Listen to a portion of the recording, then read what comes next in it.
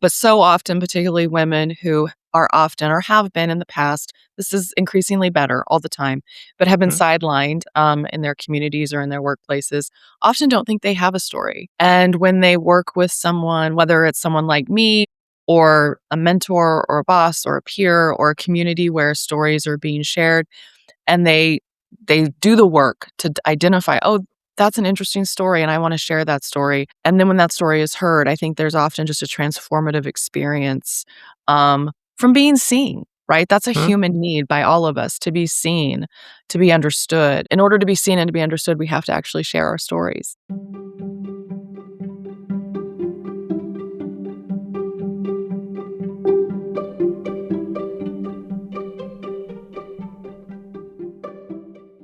Hey, welcome back to Women Disrupting Tech, and thank you for tuning in to episode 147.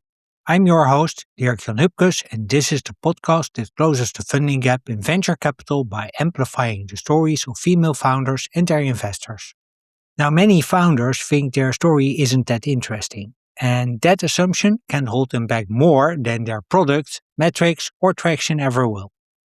So, in this episode, I'm joined by Jennifer Cloer, the founder of Story Changes Culture, to help founders move past that idea and build stories that people actually respond to. We talk about why storytelling is not just marketing but part of leadership, why tension and emotion are key to attract people's attention, and why your perspective makes your story actually work.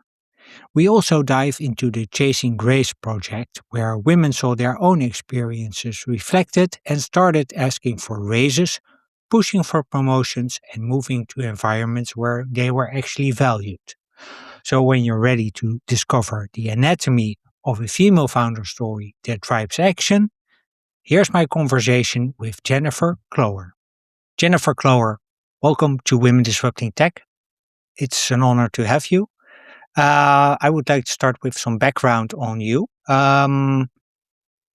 What prompted you to build Story Changes Culture? Well, thank you for having me, DJ. It's so nice to be here and to talk to you about these topics. Story changes culture. I started it 10 years ago this year. Hmm. I had helped to start and found the Linux Foundation. Hmm. And prior to that, I'd worked with startups and entrepreneurs and inventors for most of my career. And I always knew I wanted to design and build my own business. Hmm. And so in 2016, it felt like the right time. I'd been at Linux Foundation for a decade. And like I said, I'd helped build the communications function there, for example, from me to Yeah. 30 social media, PR, and content folks. Wow. And so the time felt right to go start my own business. It was also during a time when I was seeing women in my communities and in my workplaces being overlooked, dismissed. Um, their ideas not really being taken as seriously or as a priority as their male counterparts. This was also during a time when Ellen Pao had sued Kleiner Perkins, the venture capital firm in the Valley, in the Silicon Valley, for sexual discrimination, and she lost. Hmm. And so I was really fired up and wanted to start my own business where I could work with clients and provide services that mattered to me, that made me feel like I could have an impact, of some sort. So that's kinda how I started, Story Changes Culture. Okay. And Story Changes Culture revolves around storytelling. If That's correct. Yeah. Yeah. Yeah. So we work with, startups. We work mostly in the technology space, although not exclusively, but most Hmm. of our clients are in the technology space. We work with a lot of startups from angel through seed through Series A to B and beyond. We've also worked with a number of the really, really big tech companies, usually with departments within those companies that are either led by women Hmm. or are developer focused. I have, obviously, with my Linux Foundation background, I have deep experience with developer communities. Hmm. And it is really revolved around surfacing story. And we can talk more about that and why the focus there, but story. But we also offer traditional public relations and communication services as well, like media relations and analyst relations, influencer engagement, stuff like that. Yeah. So, just want to double click on the Linux Foundation. You build it from one communication person yourself Yeah. to 30. Yeah. people doing all kinds of communication to up to social media. So, what? How did that help you Yeah. in your journey building story changes culture? Yeah. Well, I think, the Linux story has all of the ingredients of a really good story, right? It has interesting characters, it has tension and disruption, it has overcoming the incumbent player. So it has this idea of or this essence of victory and winning and overcoming the odds. And so that really gave me a really good opportunity to dig into a really good story and tell it over the course of a decade in many different ways. And so when I started Story Changes Culture, I kind of had that foundation for how to approach client work and how to approach working with women to tell their stories in a way that didn't shy away from tension, didn't shy away from disruption, that really actually embraced all of those things. Just going back, what was the first moment you actually figured out, hey, I want to tell stories? Gosh, it goes back to when I was really young. I can remember in high school, I wasn't in the drama club, but I was in leadership, and I partnered with the drama club to produce this whole show at our high school that told the stories about teenagers, some of the difficult stories about what it's like to be a teenager while I was a teenager. And so I've always had this desire to surface and to tell and to breathe air to stories that maybe aren't as often told. Um, and so I think, I've had an appreciation for that and an interest in that from a pretty young age. And then over the years, I saw, particularly with the Chasing Grace project, which is a docu-series that I produced and directed once I started my own business about women in tech, I saw the power of telling your story, what could happen to women in particular when they embraced their story, when they told their story, when they experienced that response of people hearing their story. Hmm. And that was like rocket fuel. I was off and running. Yeah. So tell us a bit more about the Chasing Grace project. What was it? Sure. So when I started my business 10 years ago, Hmm. like I said, in the tech industry, Ellen Powell had lost her case against Kleiner Perkins, which was a really big deal in the tech industry because I think we all assumed she would win. And when she didn't win, it just put a fine point on how ingrained the kind of culture was in tech around the status quo. And also, it was in the United States an election year, a very difficult election year. And there were protests around the country, of which I was a part. And I wanted to do something. I wanted to do something. And I felt like storytelling was what I did for a living. And I'd always wanted to work with film. And so I embarked on this journey where I put a call out for stories online, and I was inundated with responses right away. And I spent every Friday for, the first 6 months. And then throughout the course of the project, which lasted 3 years, I spent most Fridays on back to back calls with women listening to their stories. And then I started to travel and film stories. And we produced 3 episodes. We screened those all over the world. And the women who participated seemed to me, and they would tell me, so I know it by their firsthand accounts, that it changed them, that they, by telling the story and being elevated in these screenings that we hosted all over the world, that they, left jobs where they weren't being appreciated. They asked for raises when they were due. And they connected with other women in their communities. I've been in tech and in my career a long time. Early in my career, women didn't really have community, particularly in the tech space, right? You were usually the only one at the table, and if there were other women, they were competition, frankly.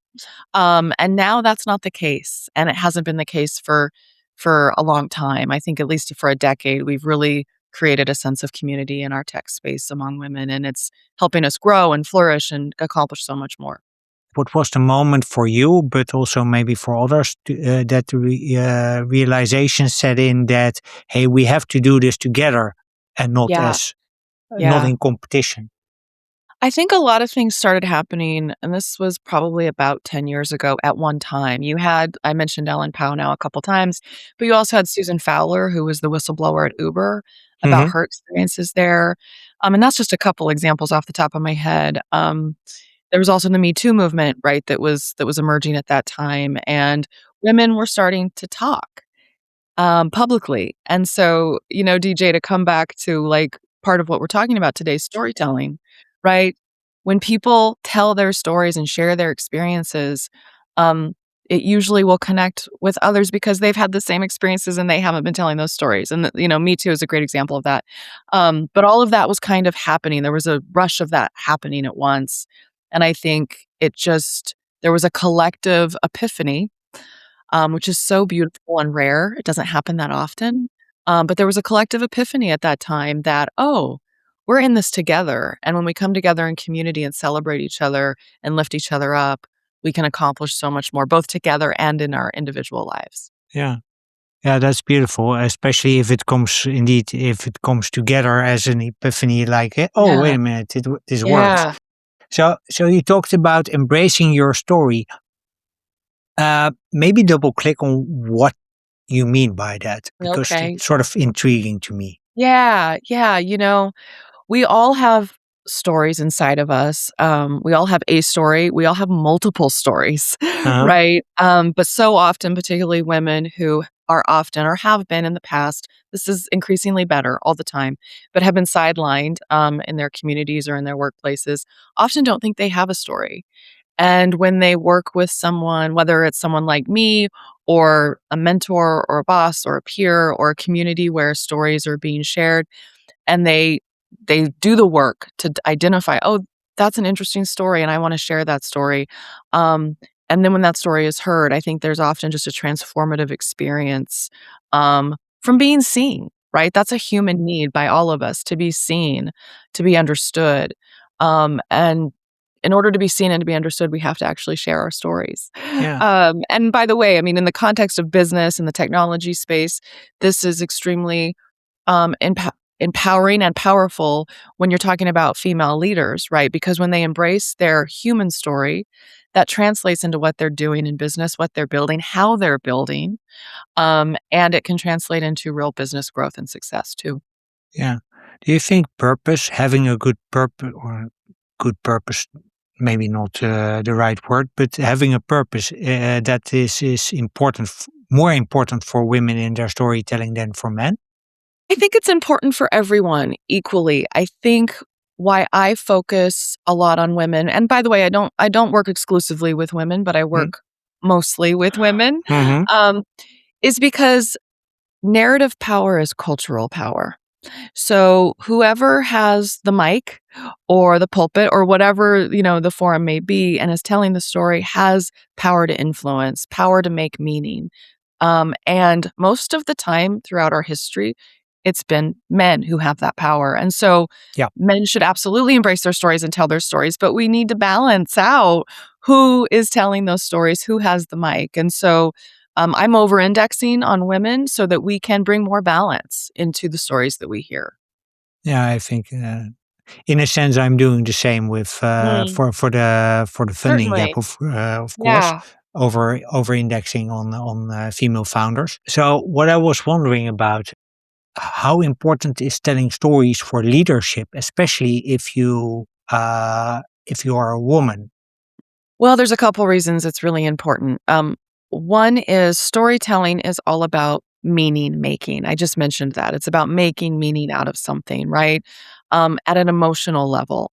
Humans, there's a lot of scientific evidence that supports this. Humans don't actually change behavior, take action, unless they're emotionally triggered.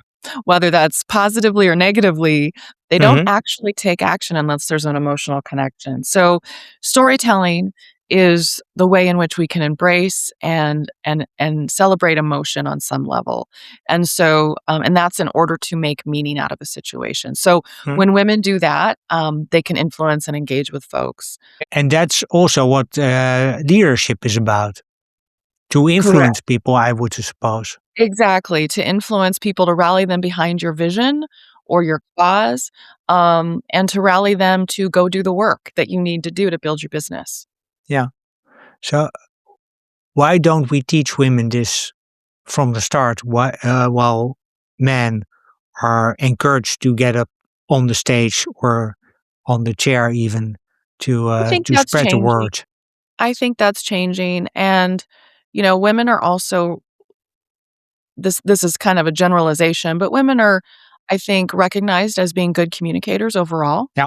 And so I think that we just need to create more space for them. So I think women know how to generally have a good sense for how to share their stories. They just don't always feel like they're in a position or a space to tell them or to share those stories. So I think creating those spaces and empowering women with the tools to tell their stories in effective ways, in Yeah. ways that do influence, that do move the needle on their business or their organization or their art. Yeah. So how can, let's say, there are founders listening to this, startup founders. How can they do that? How can they encourage the women in their crew, in their on their teams, to take that space? Mhm. Or how can they create the space where it's safe for them to open up? Right, right. I think at a leadership level, inviting those stories, right? Whether that's in forums, maybe first it's internally, right? Hmm? In forums internally to share their stories with each other, share like a weekly story time, frankly, where, the internal team gets together and listens to each other's stories and experiences from that week, whether they are the personal that impacted the professional or the professional that maybe impacted the personal. That's really interesting, right? And then as leaders kind of create more and more space for that and hear more and more stories, they can then start to identify where their team stories could be shared externally. Oh, that's an interesting story. That might be really helpful for our customers to hear that story. Come to this customer engagement with us and tell that story. And just giving women more and more opportunities to take up space and to share those stories. Yeah. And then also indeed take them outside. Absolutely. If To cut, like I, yeah, how yeah. do you ensure that you balance this as a communications leader? Because it's as you said, it's all about creating space, but then also balancing out, let's say, the women's voices against the men's Mhm. voices. Mhm. Well, I think there's room for both, right? Mm, There's room yeah. for both.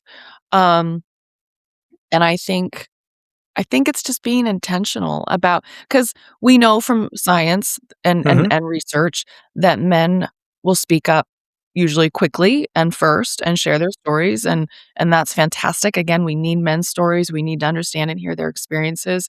They're incredibly valuable. But I think as a leader, being intentional about creating space for women's stories, whether that's, asking women to come forward and share their stories, and sometimes not doing that in a pub, not in a town hall meeting maybe, but like one on one. Hey, I know you had this experience. I'd love for you to share this, and encouraging women and helping to make them feel like their story is of interest and valid. Yeah, is relevant also to other people. Right. Yeah. Yeah, because I remember an episode I taped a while ago with the people from Muse. It's a Dutch startup, and they have this culture where um, that is like really inclusive. So it doesn't matter what your background is, it doesn't matter who you are, Mhm. as long as you perform, of course, within the realm of the company. Everyone can get a space and can create a space for themselves, and I that's also encouraged from even from a CEO level Yes. down. Like, okay, hey, listen, I think it's important for you to tell this story because you're a role. You could be a role model Mhm. to many other women in the Yeah. company. Yeah. Exactly. That intentional action by leadership, so important. Yeah. So one of the things that I hear a lot is okay is the question, okay, how do I stay authentic Mm, as a mhm, woman? mhm, How and maybe because you worked at or you work actually at the intersection of PR and storytelling. Um, Maybe also double click on how you do that for a company. How do you mhm. create a storyline that's sort of on the one hand authentic to who you are, but also give space to the promotion that is needed to Yeah, build a business. yeah, I think that as founders anyways, I'll speak in the context of founders building companies. I think that it's absolutely possible to do both, right? And when you're a founder, you're creating a business based on a market opportunity, but also an internal interest. in Mhm. pursuing that. And so there's gonna be a natural place where those 2 things intersect. And so I think it can be both, and frankly, for story to connect and work, it has to be both.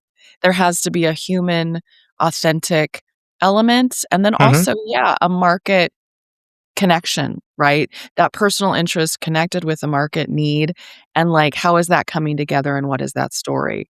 Um, I think I will say, DJ, one of the things I'm always counseling, women and my clients on is not being afraid of the tension within ourselves, within the industry, within our companies, and how do we kind of harness that tension to create an interesting story? In business, we're often taught to be stoic, to Yeah. be non-emotional, but that's exactly the opposite of how we connect as human beings, right? We connect on the emotional level, and by telling stories that don't shy away from tension, we can really connect.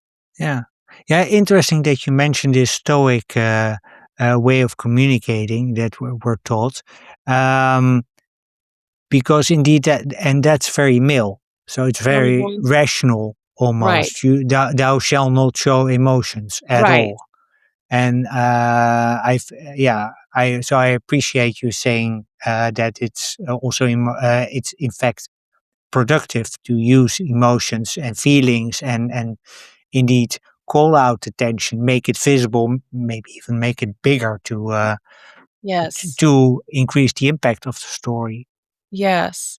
So on tension, how do you make sure you don't can you overdo that? So, yes, you can overdo tension. You don't wanna it's just like, soap operas, or whatever. I don't know if these exist in all cultures, but in the United States, we have these soap operas, these overly Yeah, we have dramatic. them too. Okay, television shows, right?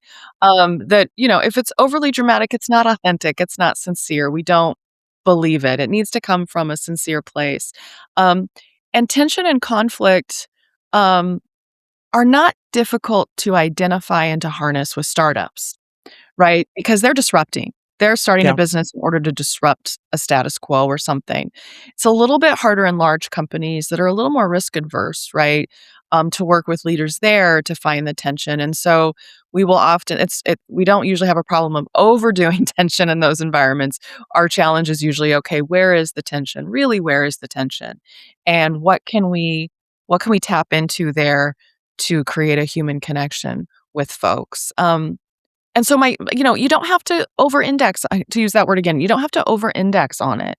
Um, we're not looking to create drama. We're just looking to create, interest. Change doesn't happen without tension. Transformation doesn't happen without tension, whether we're people or businesses. It's required. And so I think if we can be less fearful of that, we can do so much more. yeah. So I want to switch gears a bit because you're building something which I think is amazing. Mm. It's a story changes culture masterclass. Mhm. Um, when you started building this, what was the core gap you are trying to fill? The core gap is what I was talking about earlier. It's around narrative power being cultural power. So, again, whoever has the space and the means to tell their story, whether it's their personal story, their business story, or a combination of both, has power. And that power is to influence, to engage. So, that from a business perspective, that's to drive revenue and opportunities. From a personal perspective, it's to be seen. Hmm? I work with, founders and executives as well as artists. For artists, it's the ability to have their work seen and potentially have their work shared and or purchased, Yeah, right? So it's that, and again, I see that gap because so many of our spaces are taken up by men's stories. And so, creating more space for women's stories. And when I say that, what I mean is helping women learn how to harness their story and then elevate that story. So architecting it, like, what is the story and how do we tell it? What are the characters? What's the tension? What's the overcoming the odds part of these stories? And not every story has all of those elements, and that's okay, but, like, those are some of the key elements. And then how do we elevate that? How do we get that out there in a world of chaotic media, right? Social media and yeah, traditional media and all of the ways that we can tell story.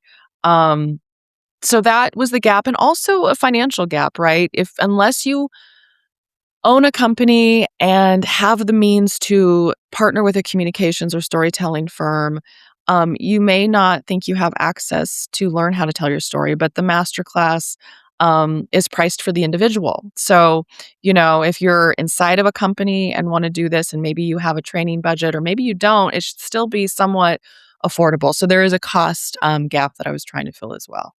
Oh, that's so it's actually in that sense also very inclusive because it includes people who wouldn't ordinarily have access to this. A big budget, right? Yeah, Exactly. yeah, yeah. So maybe good to pick apart all of the elements of a good story then, Mm, because you hinted upon a number like the odds, like the tension, like a good yeah. character. Um, is there a sort of minimum set that you really have to Mm. include, or Well, I would say that we all embody all of these things. Mhm, So it's so that all of us have all of this inside of us in our stories. And so it's not a matter of whether or not you have the elements of a story or not. You do. mhm, It's just a matter of working with yourself or with someone else to really pull those things out and then construct them in a way that's going to engage with people. And all of the things we've been talking about, right? yeah, Emotion, tension. But yeah, there's I think we're all really familiar with the founder origin story, right? Who are we? What makes us tick? Why are we doing this? Why now? So kind of really getting into the character of you and the character of your company. And then, what is the industry landscape? What is the technology or innovation landscape? What's at stake? If we don't correct this problem or solve this problem in our industry, what's at stake? What do we have to lose? So stakes are really important, tension. And then how are we going to overcome this? I mean, in human literature and pop culture across cultures, across the world, we are very comfortable with resolution, resilience. Okay, yeah, there's all this tension. Now, how is that being solved and wrapped up in a nice little bow? And as we know, life doesn't always work that way. But in the stories we tell and consume, we often like that overcoming the odds and finding a way to move forward. And I find that, frankly, in women's stories in particular, because there is a lot of adversity, there is a lot of overcoming the odds and then rising above that. So a lot of inspiration. yeah, for sure. Yeah. So uh, I just want to double click on one thing because you talk to artists, Mhm. and I work with artists too Okay. as a sort of side job. Okay. Um, and my experience with them, whether that's men or women, by the way, doesn't really matter. But they're like of the opinion, like, okay, my work should sell itself. So if Mm. people are not convinced about the quality of my work, um, Yeah. then don't Yeah. buy it. Uh, uh, so how can artists and by extension also women Mhm. who are also maybe thinking like, okay, I do a lot of work, I do a lot of things to get at the same time or sort of in the same time space. How can they sort of, I wouldn't say overcome, but how can they turn this in their favor? How can they use or avoid the trap or use actually the fuel it gives them to really sell their story effectively? Okay. I think let me summarize that question. So you're asking how they can overcome the skepticism that people. And that they self have also towards himself. Okay. Yeah. Well, there's a lot of work to be done there, right? And it's different for everybody. I think I will say, you mentioned, artists. I think art is subjective, right? But I also think all art, whether it's books, painting, digital art, there's an audience for it, right? If you are inspired to create it, then there are other humans who are probably inspired to engage with it. And I think remembering that and knowing that at a fundamental level um, can help when you go to tell that story externally. Your story is going to connect with other people. Um, and so I think just knowing that and being confident in that. And also, when it comes to art, something I think about because I am a writer and I am working on a number of writing projects at least. And I think staying focused too on the creation and the flow that comes with creating art and worrying about how you're going to tell the story about the art and getting it out there. Wait until you're through the process of the flow of that particular piece of art. Don't let that part, get in the way.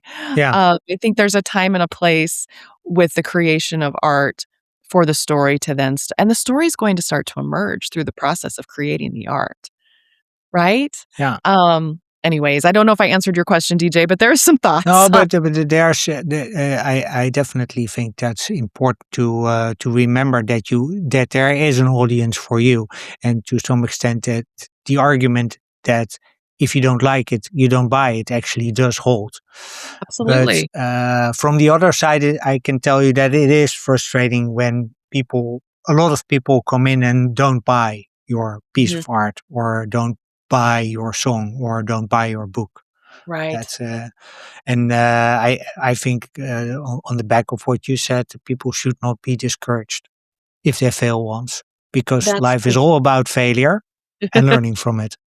That's absolutely right, and I think, your art will find its audience, and creating art, how it's interesting, right? Because it's emotional, Yeah, right? And when it connects on an emotional level, just like story, that's when people want to engage with it. yeah. So we talked about the importance of storytelling in leadership. We talked about the importance of storytelling for women, particular. We talked about tension, how not to overdo and how not to underdo it. Also, Yeah. um, I was wondering, what is the role of agency in Mm. building a good story, and how do you Yeah, spot it's missing? I love this question because it's critical. It's absolutely necessary, and when you don't have agency in telling your story, it falls flat. That's how you know that Yeah, you're not using your agency to tell the story is when it falls flat because agency is passion and drive and intention, um, and confidence in knowing that your story is worthy and needs to be told. And that's some of the work that I do with our clients. So, it's absolutely important, and you know when it's not working because it falls flat. It doesn't yeah, connect. yeah. Is that also in part psychological work? I think so, I think so. We've kind of been dancing around that, and I do a lot of that type of work with clients, but certainly, like, professional coaches, really good professional coaches, I think, can help in this regard. I'm Hmm. not a professional coach. Usually, folks come to me when they've either done that work or they're starting to wanna tell their story, and then they've got some professional coach work to do, and I'll introduce them to folks, and they'll work with us in parallel. But yeah, I think that's absolutely right, DJ. Yeah. So, last topic I want to double click on is how to take the right perspective in Mhm. because in a story it matters from whose perspective you're telling it. Mhm. How do you uh, choose the right perspective to strengthen your story? Yeah. So the perspective of the story that you're telling needs to be your perspective, needs to be genuinely, sincerely, authentically your perspective and really embracing that. Um, you know, no one else has your brain or your perspective except for you. And so even if you're talking or telling a story that you feel like has been told before, maybe in a different way, it Hmm. hasn't been told by you. Right? And that's what makes it different. And so your individual unique perspective on the story is what's most important. Yeah. So actually use uh, the fact that you're a unique human being Right. to That's take correct. to pick your Yeah. perspective. I mean, your unique human experience Yeah. has led you to this point in time where you're doing this thing, building this business, creating this art, whatever it might be. And like, how do we tap into that lived experience to tell your unique story? Again, even if it's about something that is, people talk about all the time, what is your perspective? What do you bring to it? Yeah. And then trust on that there is an audience for you as well. Yes. So Yes. that's where the audience Uh, Trust in the audience that artists need to have also Yeah. applies to storytellers. Well, actually, storytellers are artists, Yes, indeed. I would Yes, say. indeed. Yes, I agree. So it's actually about waking up the inner artist. Mhm. Oh, I love that. Yeah. I want to move towards the end because a bit like what you do with Story Changes Culture and with the masterclass, this podcast and also the app that I'm developing is about elevating the stories, over indexing on the stories of women founders, and to also help them get funding Yes. for their startup. So I was wondering, in your expert opinion, what storytelling element do you see currently underused that uh, you would like to see overused or at least get Mm, appropriate attention? yeah. Well, we've touched on them during the course of our conversation, but I'll just put a fine point on them. I think character, not being scared to tell your personal story. The personal is the professional, and the professional is the personal. And so, you as a character in the story is really, really critical. And then we've talked a lot about tension, but I'll say it again Yeah, because no matter how much I talk about it, businesses continue to be adverse to it, which is yeah, just, which I understand why.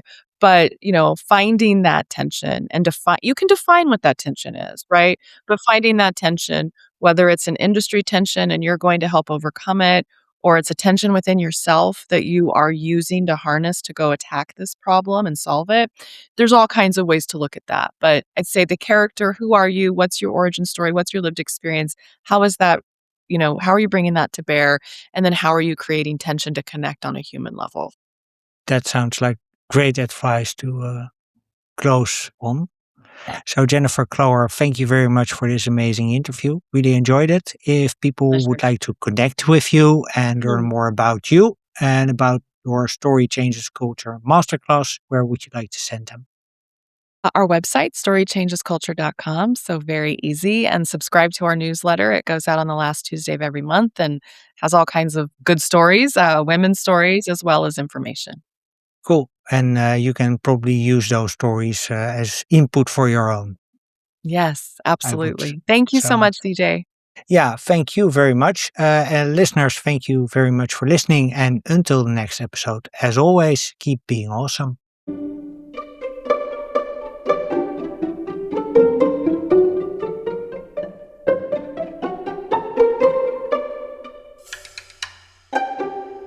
Well, that's it. Thank you for listening to episode 147 of Women Disrupting Tech, titled The Anatomy of a Female Founder Story That Drives Action with Jennifer Cloer.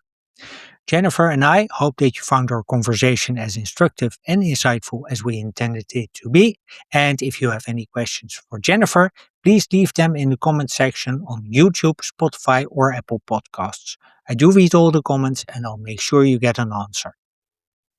If you want to connect with Jennifer or learn more about Story Changes Culture and the Story Changes Culture Masterclass, you can do so via the links in the show notes. As usual, you can find the show notes at womendisruptingtech.blog and on my Substack via the links in the caption. If you found the episode useful, please take a moment to rate and review the show on Spotify, Apple Podcasts, or YouTube. And if you don't follow us yet, hit the follow or subscribe button so you never miss a future episode. Once again, thank you for listening. I hope to see you in the next episode. And until then, as always, keep being awesome.